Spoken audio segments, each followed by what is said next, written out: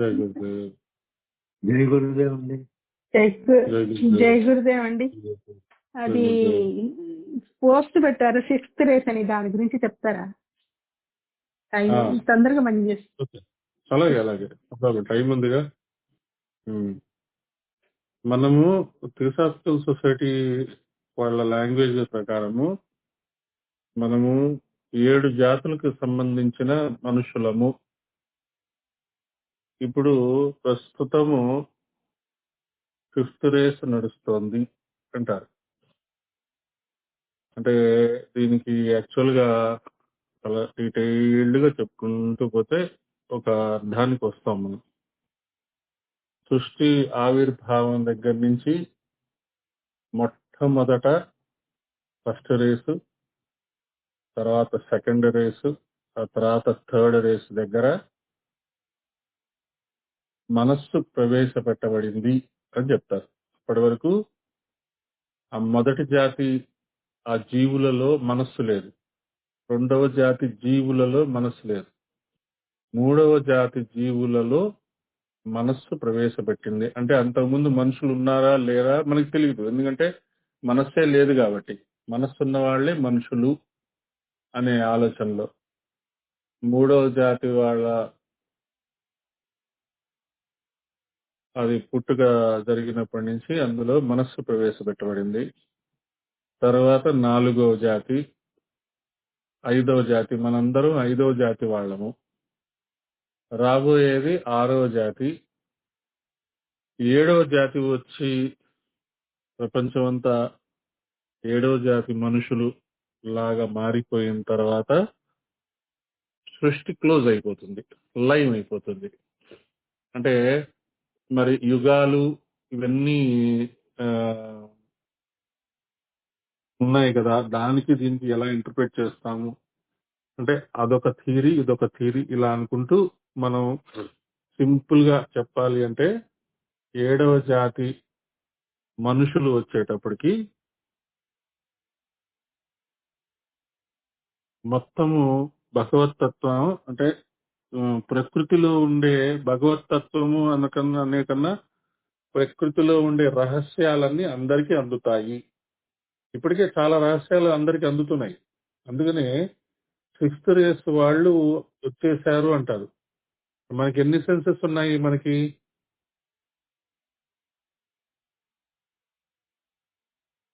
5 senses ఉన్నాయి. 6th sense 6th కదండి. 5 senses ఉన్నాయి. 6th సెన్స్ అంటుంటాం కదా, 6th సెన్స్ చెప్పింది అంటుంటారు చాలా మంది. 6th సెన్స్, ఆ 6th సెన్స్ అంటే ఏంటి? 6th sense. ఆ, ఆ, అది 6వ జాతి. అంటే అడ్వాన్స్డ్ హ్యూమన్ బీయింగ్స్ అన్నమాట. ఇప్పుడు మనం ఉన్న దానికంటే ఇంకా అడ్వాన్స్డ్ హ్యూమన్ బీయింగ్స్. వాళ్ళ నడవడిక కానీ వాళ్ళ థింకింగ్ ప్యాటర్న్ కానీ చాలా అడ్వాన్స్డ్ గా ఉంటుంది. ఫ్యూచరిస్టిక్ గా ఆలోచిస్తారు, ఫ్యూచరిస్టిక్ గా పనులు చేస్తారు. మనకి కొంతమందిని చూస్తుంటే కొంచెం ఆశ్చర్యంగా అనిపిస్తుంది. ఏంట్రా బాబు వీళ్ళు మనలో కలిసి తిరగట్లేదే, ఎందుకు అడ్వాన్స్డ్ గా అంటే వీళ్ళేంటి కొంచెం డిఫరెంట్ గా ఉన్నారు. సైంటిస్టులు, పాలిటీషియన్స్ కూడా ఫ్యూచర్ ని ఆలోచించి దాని ప్రకారంగా స్కీమ్స్ ని డెవలప్ చేయటము, ఇన్వెన్షన్స్, డిస్కవరీస్ ని డెవలప్ చేయటము, ఇలాంటి వాళ్ళని అంటే ఈ నార్మల్ వర్డ్స్ లో చెప్తున్నా. థియోసాఫికల్ సొసైటీలో ఇంకా డీప్ గా మాట్లాడుకుంటారు వాళ్ళు, మొదటి జాతి, 2వ జాతి, 3వ జాతి. మనకి నార్మల్ గా మనం థియోసాఫికల్ సొసైటీ మెంబర్స్ కాదు కాబట్టి మనం ఏమనుకుంటున్నాము, 6th రేస్ వాళ్ళు అంటే ఆది శంకరాచార్య 6th రేస్ అని, ఆయన వచ్చినప్పటి నుంచి 6th రేస్ మొదలైందని. అంటే మనం మొన్న ఏం చెప్పుకున్నాము, 17th సెంచరీలో 1725లో మొట్టమొదటిసారి హిమాలయాల్లో ఒక మీటింగ్ జరిగింది బుద్ధ పూర్ణిమ రోజు. అప్పుడు నుంచి చాలా రకరకాలైన మార్పులు వచ్చినాయి.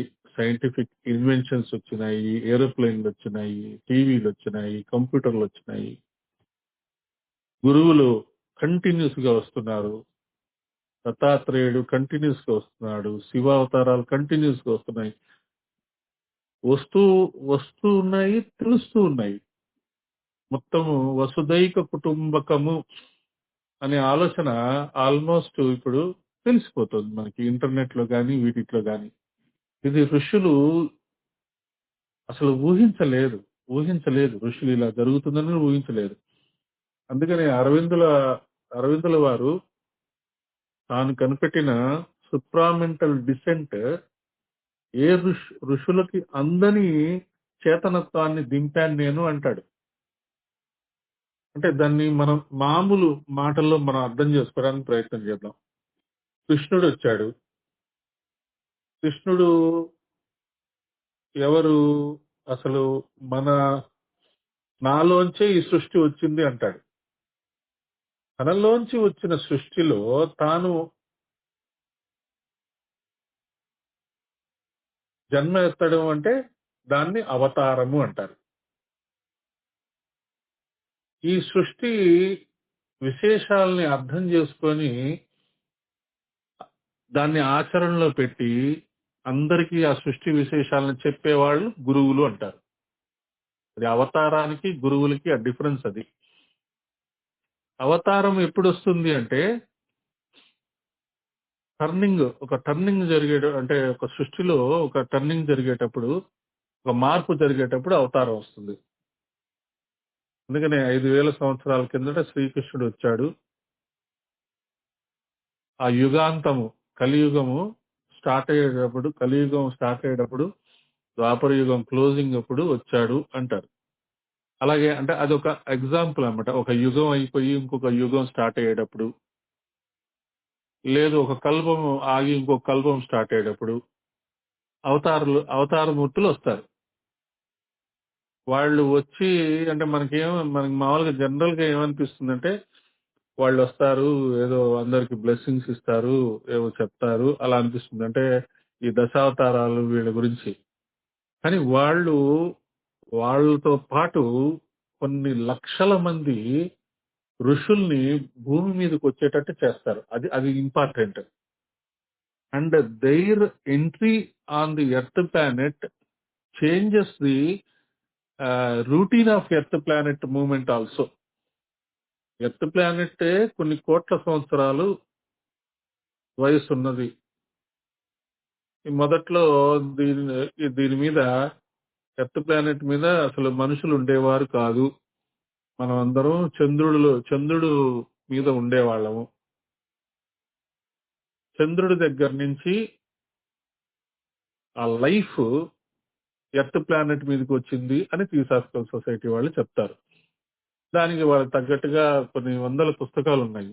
సరే, అది దాన్ని అలా ఉంచుదాం. మనము భూమి మీద ఎర్త్ ప్లానెట్ మీద కొన్ని వేల సంవత్సరాలు, కొన్ని కోట్ల సంవత్సరాల కింద నుంచి ఎర్త్ ప్లానెట్ మీద ఉన్నాము అని మన పురాణాలు చెప్తున్నాయి. మహాభారతం జరిగింది, రామాయణం జరిగింది, కొన్ని యుగాలు గడిచినాయి. ప్రతి యుగంలో మహాభారతం, రామాయణం జరుగుతూ ఉంటుంది. మనం తిరిగి శరీరం వదులుతూ ఉంటాం, మళ్ళీ లేస్తుంటాం. ఎప్పుడైతే ఈ యుగాంతము అవుతుందో, ఇప్పుడు ద్వాపర యుగం అయిపోయింది, కలియుగం అయిపోయింది, మళ్ళీ సత్యయుగం రావాలి. అంతే కదా సైకిల్ అది. సత్యయుగం రావాలి అంటే మొత్తము పృథ్వీ ఒక స్వర్గంలాగా తయారవ్వాలి. స్వర్గంలాగా తయారవటం అంటే సత్యయుగంలో రాక్షసులు లేదా? ఉంటారు. కానీ రాక్షసులు ఉన్నా కూడా most of the earth planet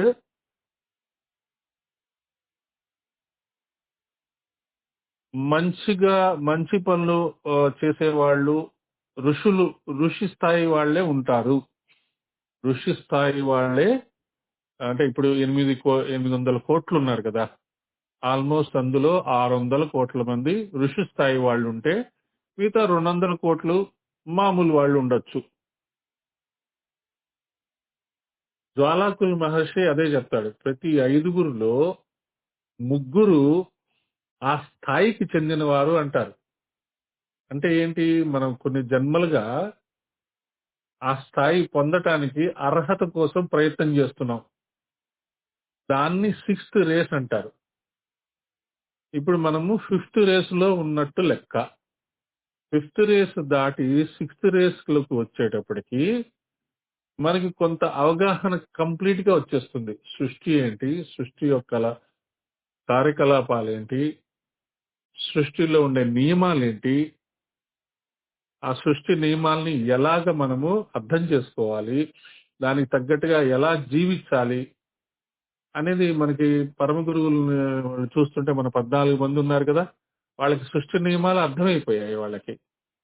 వాళ్లే కాకుండా మెహర్ బాబా అని కానీ, ఈకే గారు కానీ, వాళ్ళకి సృష్టి నియమాలు బాగా అర్థమైపోయి దానికి తగ్గట్టుగా నడుచుకున్నారు కాబట్టి వాళ్ళు డిఫరెంట్ గా ఉన్నారు. వాళ్ళని గురువులు అన్నాం.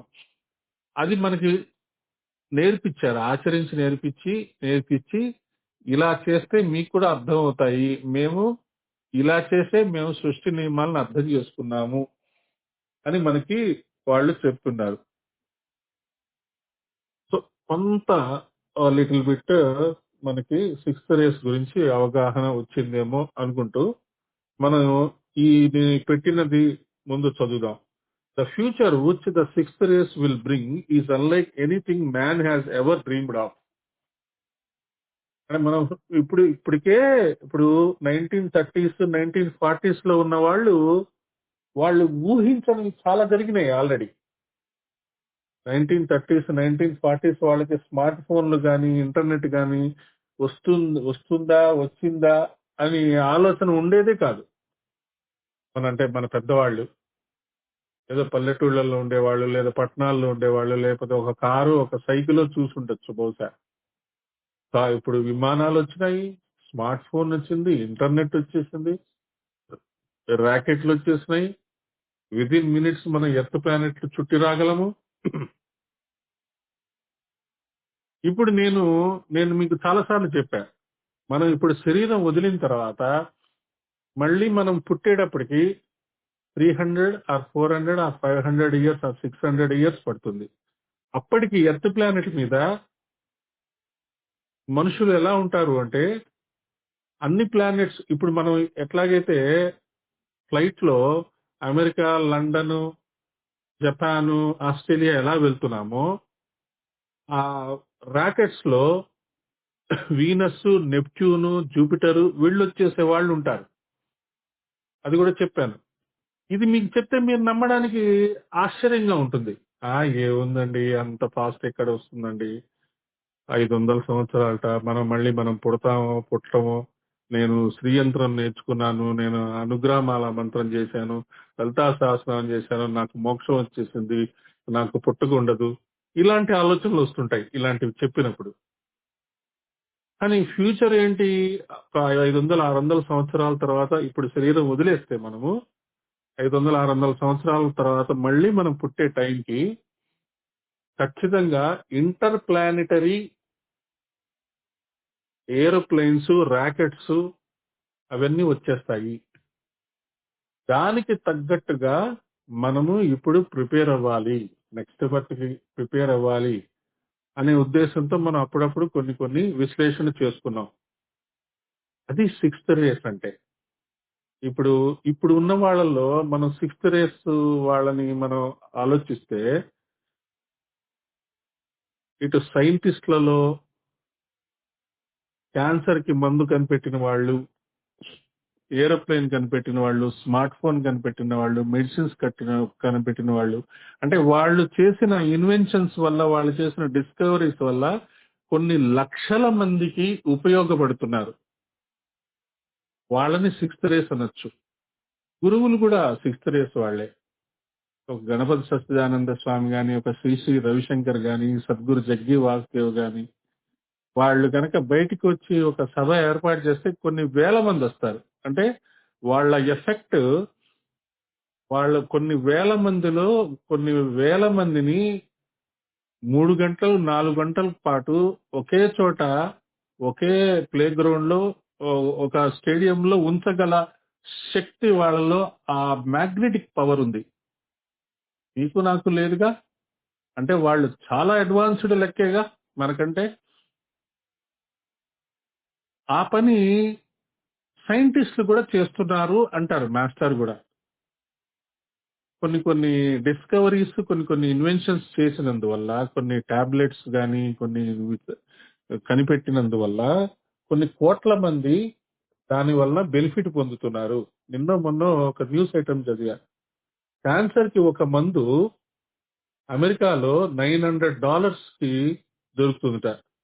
అదే మందు మన ఇండియాలో $50 కి దొరుకుతుందట. అంటే నా ₹50, ₹40, ₹33 ఇంకా మాట్లాడితే.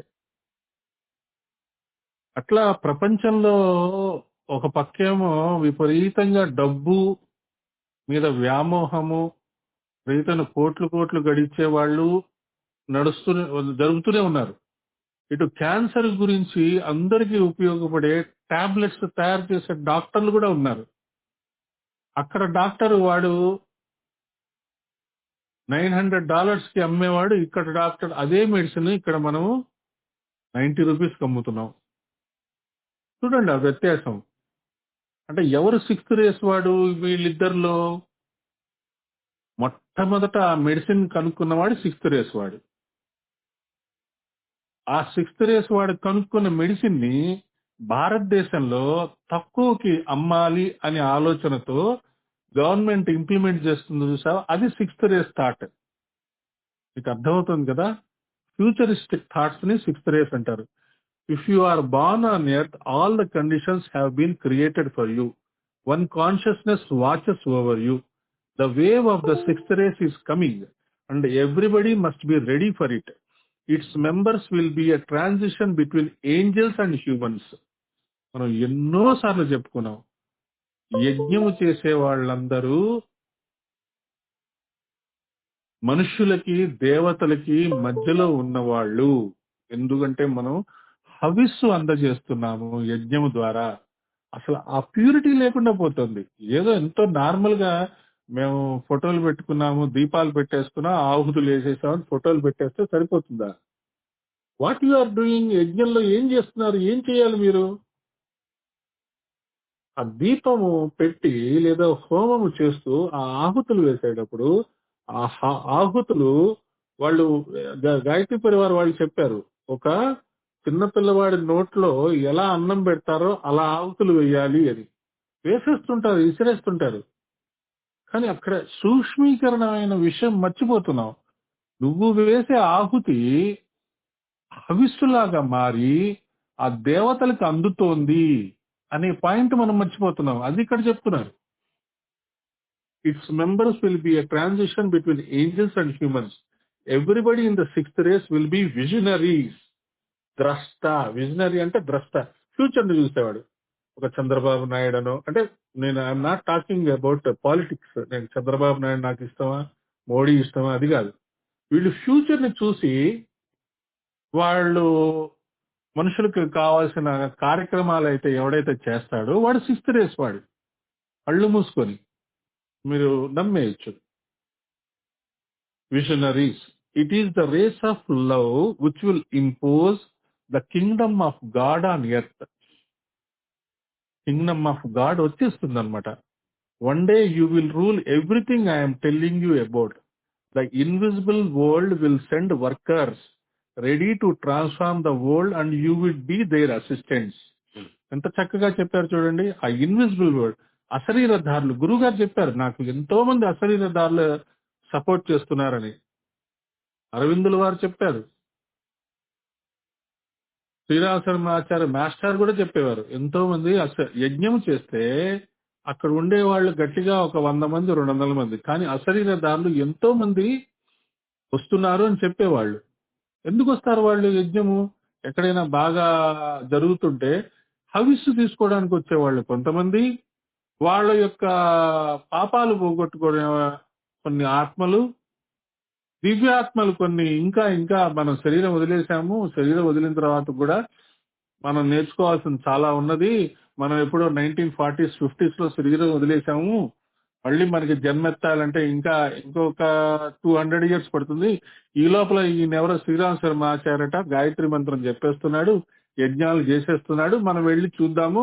చూసి అవేంటో, మనకి శరీరం ఎలాగూ లేదు కాబట్టి ఎక్కడికైనా వెళ్ళొచ్చు కాబట్టి ఆ వాతావరణంలో మనం కూడా ఉంటే మనకి మన రాబోయే జన్మలు ఇంకా బాగుంటాయేమో అని ఆలోచించే కొన్ని లక్షల ఆత్మలు వస్తుంటాయి. Great future awaits you. Now you will start living.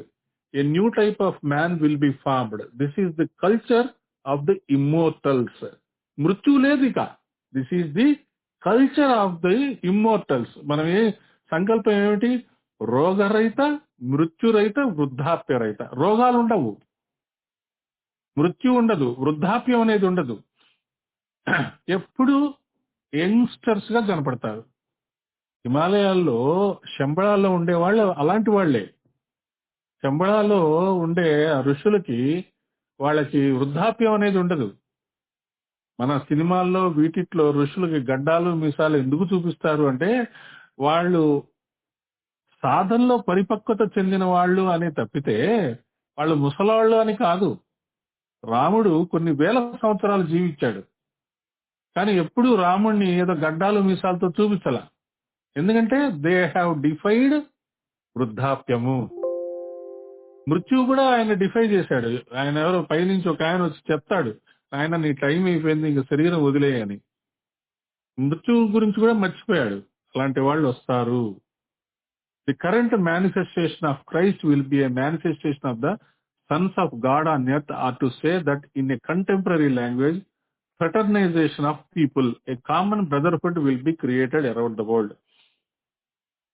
కల్కి అవతారం, క్రైస్ట్ అంటే కల్కి అవతారం. కల్కి అవతారం ప్రాకట్యం జరిగిపోయింది, మన మధ్యనే ఉన్నాడు కల్కి అని మాస్టర్ ఎన్నో స్పీచెస్ లో చెప్పారు. మనం వినం కదా, రోజు ఎవరో ఒకళ్ళు స్పీచెస్ పెడుతూనే ఉన్నారు. చక్కగా వినండి, అవి కూడా వినండి.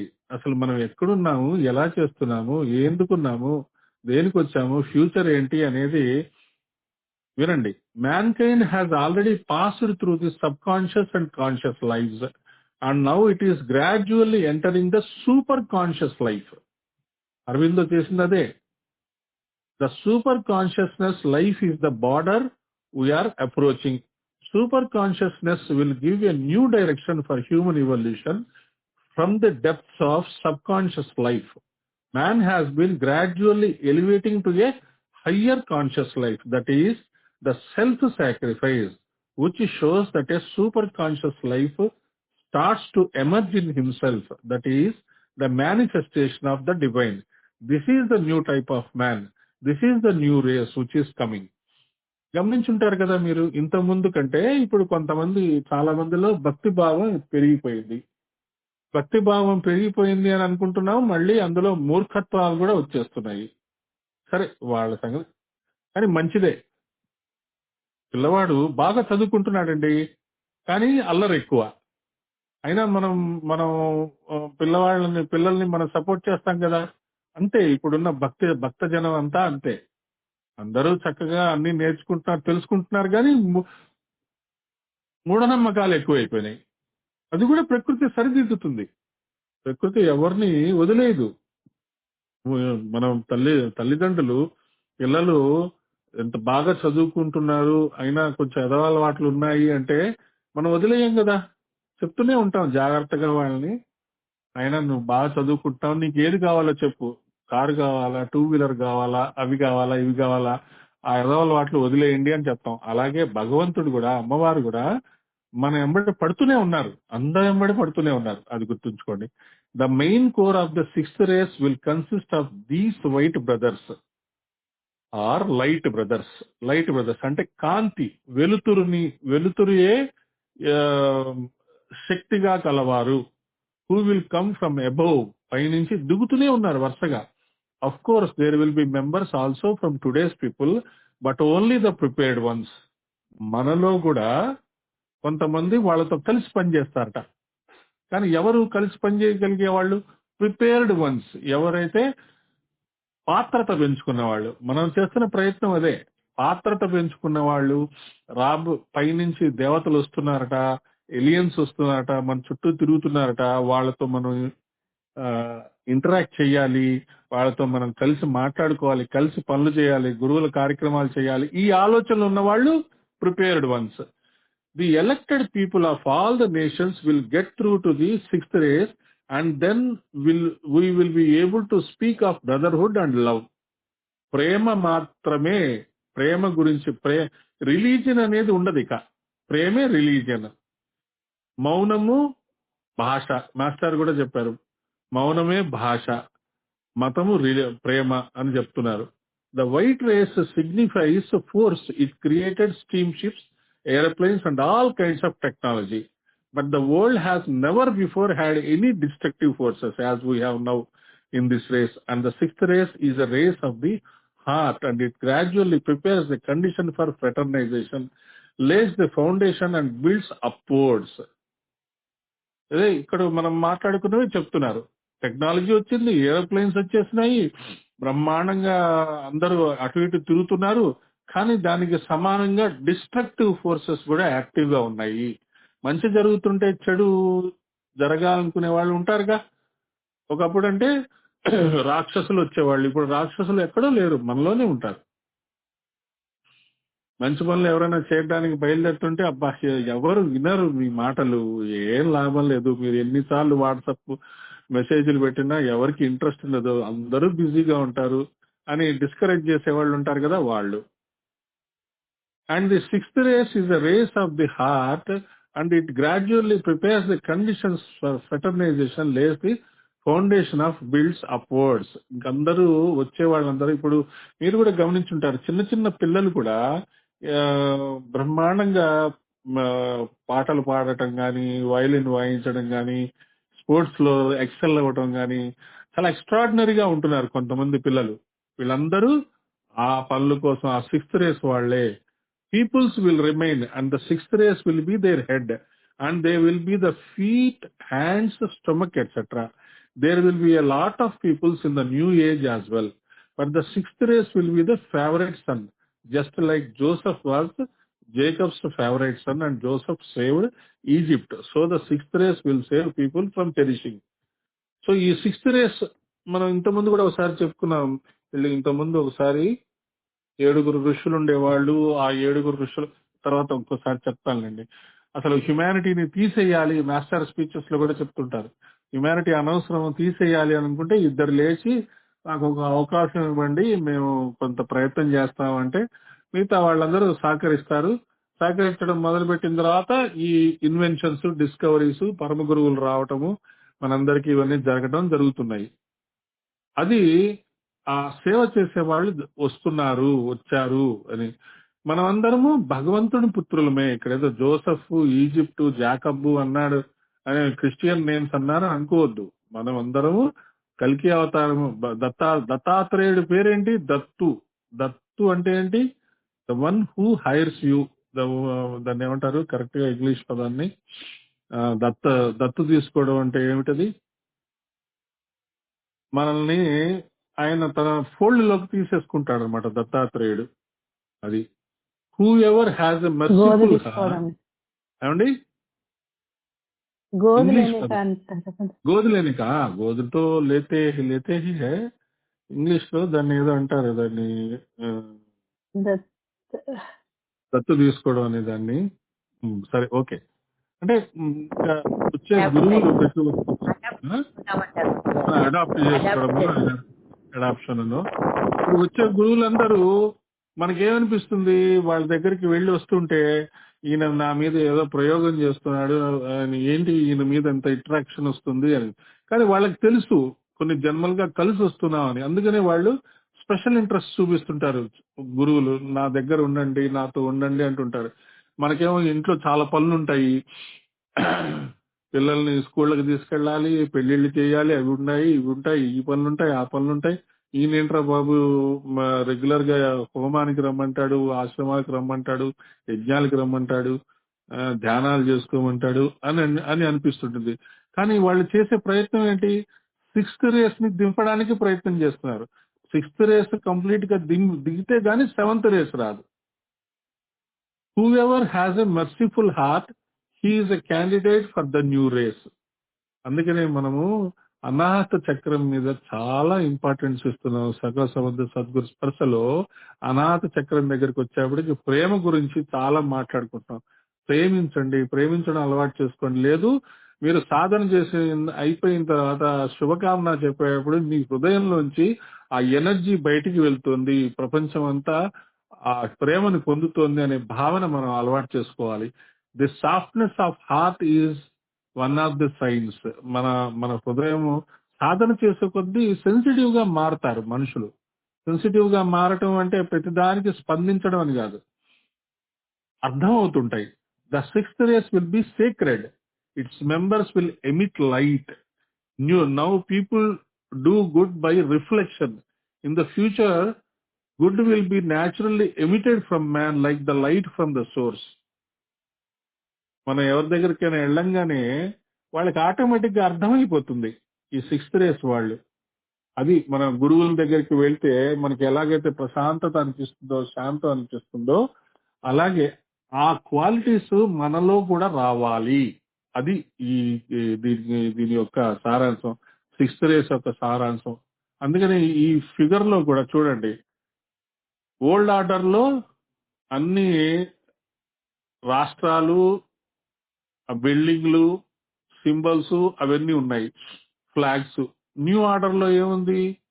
లోటస్ ఉంది, పుస్తకం ఉంది, డిఎన్ఏ ఉంది, ఆ తర్వాత ఇది సోల్ యొక్క సింబల్ రెండోది. ఫస్ట్ ది లోటస్, రెండోది సోల్ యొక్క సింబల్. ఇంకా కరెక్ట్ గా చెప్పాలంటే 3, 8 పెటల్స్ ఉన్నాయి. ఆ ఇదేమో డిఎన్ఏ, ఇదేమో పుస్తకము. ఆ కింద సర్పం లాంటి ఆకారము. సర్పము అనగానే మనకి కుండలినియే గుర్తొస్తుంది. భూమిని చుట్టూ కూడా ఆ సర్పము కలిసి ఉన్నది. 1,44,000 అనే ఫిగర్ ఉన్నది. 1,44,000 మంది గురువులు ఈ ప్రపంచాన్ని మార్చడానికి ప్రయత్నం చేస్తున్నారు. అది అర్థం చేసుకోవాలి మనం. ఇదంతా ఎక్కడి నుంచి వస్తుంది? సూర్యుడి నుంచి వస్తుంది. మనము భూమి మీద నిలబడి ఉన్నాము. ఆ సూర్యుడి దగ్గర నుంచి వచ్చే ఆ ప్రేరణ. అందుకనే సూర్యవేదన ప్రాణాయామం అనుకోండి, గాయత్రి మంత్రం అనుకోండి, ఏదైనా సూర్యనారాయణుడే. కాబట్టి ఆ రైజ్, ఆ సిక్స్త్ రేస్, మనం కూడా ఆ సిక్స్త్ రేస్ వ్యక్తులుగా మారాలి అనే ప్రయత్నమే మనం చేసే ఈ సాధనలు కూడా. సాధనలు ఎన్ని చేసినా మన భావం మనం మార్చుకోకపోతే మనం వెనకబడిపోతాము. ఏంజల్స్ తో మనకి లింక్ పోతుంది.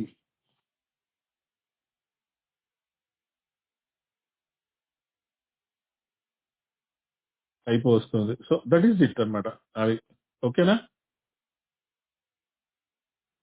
జయ గురుదేవ్.